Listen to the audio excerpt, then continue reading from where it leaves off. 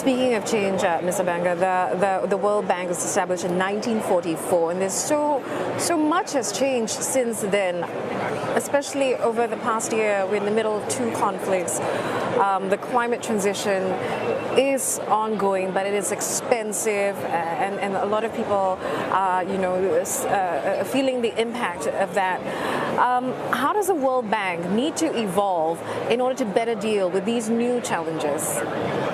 So I think the first piece is that the thinking that you could somehow isolate dealing with poverty and shared prosperity from the challenges of climate, pandemics, fragility, conflict, violence, soil degradation, I think that logic has been shown to be invalid.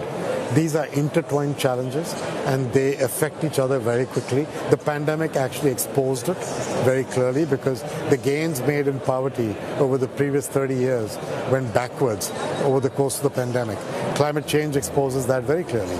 Wars expose that. A war essentially sets back development no matter where it happens. It's not the reason for the war, it's the reality of the war. So I think that part is clear to me, that the intertwined challenges are a complexity. It's a perfect storm kind of thing happening. What the bank is trying to do is on 2 or 3 levels. The first one is to recognize this and make this part of our DNA. We have wonderful people there. These people are subject matter experts in development. They have worked in difficult environments, in challenging countries.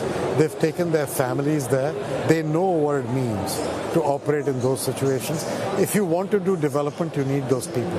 What you need to do is to give them the direction. So all their ingenuity comes to the table. I'm trying to tell them that eradicating poverty on a livable planet is their job. Meaning, don't pick and choose. You have to ensure clean water, clean air, health, education, that kind of thing. Otherwise, we cannot eradicate poverty. That's the first part. Liberate your people, give them a wider aperture to look at things from. The second part is to focus on women and young people. And the reason for women is obvious. Half the world's population are women. Even today, even in the developed world, they do not have access to the same opportunities, right from childhood to much later in life.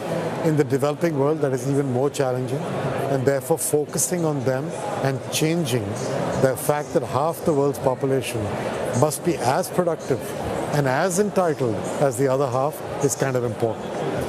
Young people, because the global south is full of young people, they're supposed to be a demographic dividend.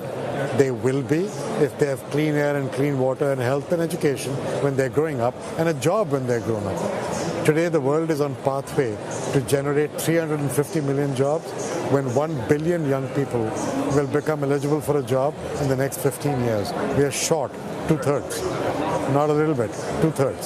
So we have work to do on that as well. So I'm trying to change the bank's objectives, the aperture to think through livable planet, women and young people.